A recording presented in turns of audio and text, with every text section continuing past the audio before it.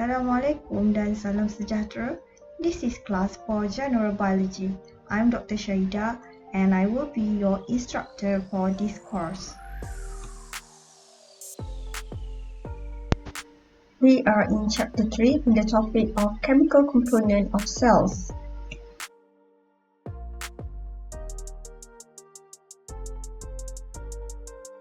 Initially, it's challenging to believe that living organisms are simple chemical systems.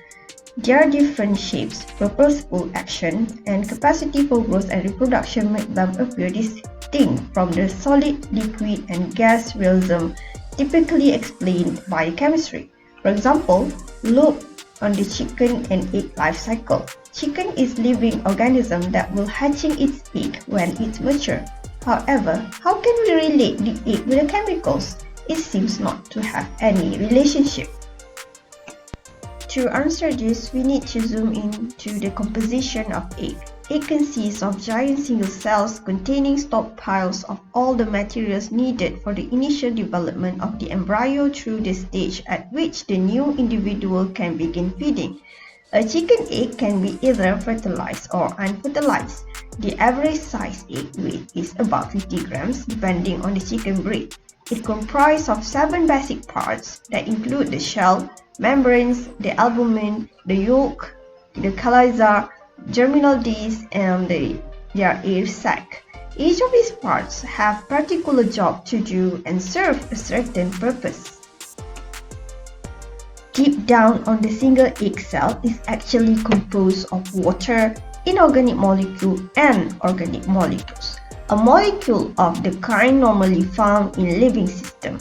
Organic molecules are usually composed of several carbon atoms in rings or long chain to which are attached to other atoms of such elements such as hydrogen, oxygen, and nitrogen. The inorganic molecules do not contain the carbon-hydrogen bond. And water is the most abundant molecule in cells, accounting for 70% or more than the total cell mass. Consequently, the interaction between water and other constituents of cells are the central importance in the biological chemistry. As the knowledge progresses now, we understand today that the living organisms do not violate any chemical or physical law. The cell is overwhelmingly consists of carbon atoms. It depends almost exclusively on chemical reactions that take place in watery or aqueous solution. The chemistry of cell is complicated and still have many unknowns, and it is dominated and coordinated that the collection of cell is actually composed of enormous polymeric molecules. One cell composed of many atoms. Each atom has its center a dense, positively charged nucleus, which is surrounded at some distance by a cloud of negatively charged electrons, held there by electrostatic attraction to the nucleus. The nucleus consists of two kinds of subatomic particles that include only proton, which are the positively charged, and neutron, which are electrically neutral. The number of protons present in atom's nucleus will determine its atomic number. An atom will form a molecule when two or more atoms are joined together by a chemical bond. It will form large polymer made of repeating unit or monomer that are joined together. The distribution of elements or molecules in the Earth crust differs radically from that in a living organism.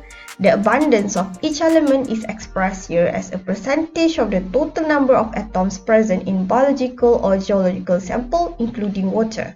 More than 60% of atoms in the human body are hydrogen atoms, and nearly 30% of the atoms in the Earth's crust are silicons. The relative abundance of elements is similar in all living things.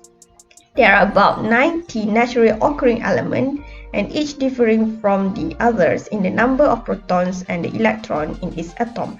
These molecules can join together to form different types of macromolecules. Living organisms, however, are made from 4 molecules which consist of carbon, hydrogen, nitrogen, and oxygen. These molecules constitute 96% of an organism weight. This composition differs markedly from that of the non-living inorganic environment on the Earth. If we disregard the water, nearly all the molecules in cell are based on carbon. Cells contain four major families of small organic molecules that include sugar, fatty acid, amino acid, and nucleotides. Although many compounds present in cells do not fit into these categories, these four families of small organic molecules together with the macromolecule made by linking them into long chain account for a large fraction of cell mass. The small organic molecules of the cells are carbon compounds with molecular weights in the range of 100 to 1000 that contain up to 30 or so carbon atoms. They are usually found free in the solution in the cytosol and have many different roles. They serve as monomer subunit to construct the cell giant polymeric macromolecules such as large polysaccharides, fatty acid proteins, and nucleic acid. All of these organic molecules are synthesized from and are broken down into the same set of simple compounds. Both their synthesis and their breakdown occur through sequences of simple chemical changes that are limited in variety and follow step-by-step rules. As a consequence, the compounds in cells are chemically related and make them to be, and most can be classified into four major classes of biological macromolecules that include carbohydrate, lipid, protein, and nucleic acid, and each is an important component of the cells and perform a wide array of functions. Combined, these molecules make up the majority of cell mass.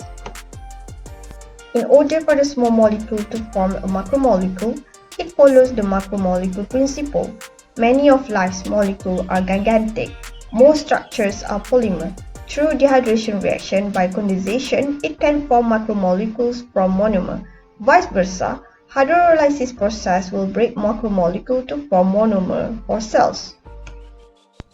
Let's look in the first macromolecule, which is sugar. The simplest sugar is the monosaccharide with the general formula of CH2ON, where N usually is the number 3, 4, 5, or 6. Sugar and the larger molecule made from them are also called as carbohydrate because of the simple formula. Glucose can be converted into different sugars such as mannose or galactose, which is simply by switching the orientation of the specific hydroxyl group relative to the rest of the molecules.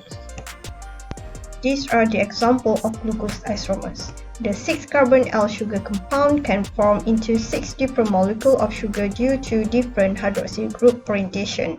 It can form the L-tallose, L-galactose, L-glucose, L-allose, L-glucose, L-maltose, L-idose, and L-mannose. Instead of being the isomers, monosaccharide can be linked by covalent bond, which is called as glycosidic bonds, in order to form larger carbohydrate molecule. Two monosaccharides link together to make disaccharides. For example, sucrose is made of 1 glucose and 1 fructose, and lactose is made from 1 galactose unit and 1 glucose unit, whereas maltose is made by 1 glucose unit plus 1 glucose unit. Formation of disaccharide or any complex sugar molecule is through condensation reaction, in which two molecules are joined together as a result of loss of water molecule. Vice versa, the reverse reaction, in which the water is added, is named as hydrolysis. It will break down the disaccharide into single monomer unit. Larger sugar polymer that range from the oligosaccharides, which may start from the trisaccharide, tetrasaccharide, and so on, and it will be up into a giant polysaccharide, can contain thousands of monosaccharide units. In most cases, the prefix of oligo is used to refer to molecules that made of a small number of monomers that typically consists from 2 to 10 in the case of the oligosaccharides. Polymers, in contrast, can contain hundreds or thousands of sugar subunits. Polysaccharide, which is also known as the complex carbohydrate, composed of long chain of simple sugar, which is usually made from glucose. Their chemical characteristics are determined by the orientation and location of the bond between the monomers, and this will build up into different types of sugar molecule. For example, the cellulose. Cellulose is normally found in plants, and the subunit that making up the cellulose is from the beta glucose, and it got bond at 1 to 4 bond, and it got no branches, and it got a linear shape that will making up the cell wall of plants. For the starch, it can be divided into either amylose or amylopectin, which is basis will coming from plant, and the subunit for the starch is made up from alpha glucose, and the bond is attached on the 1 to 4 and 1 to 6, and the branches for the amylopectin can contain up to 20 subunits, whereas for the amylose got no branches. On the other hand, for the animal sources, the polysaccharide that's built up for the animal is known as the glycogen, and it is made up from the alpha glucose subunit, and it got bond at 1, 4 and 1, 6, and the branches, it is poly branches where it can branch at every 10 subunits of the sugar molecule. The monosaccharides of glucose has central role as energy source for the cells. It is broken down into smaller molecules in a series of reactions, which releasing its energy for the cellular work. It provides the cell with carbon skeleton for other kinds of organic molecule synthesis. Besides, sugar also do not function exclusively in the production and storage of energy. They also are used, for example, to make the mechanical support. The most abundant organic molecule on the earth is made from cellulose that form the plant cell wall, and it is a polysaccharide which composed of glucose molecule. Another extraordinary abundant organic substance is the chitin that forming the insect exoskeleton and the fungal cell wall, and it is also considered as polysaccharide compound, and in this case a linear polymer of sugar derivative called an acetoglucosamine.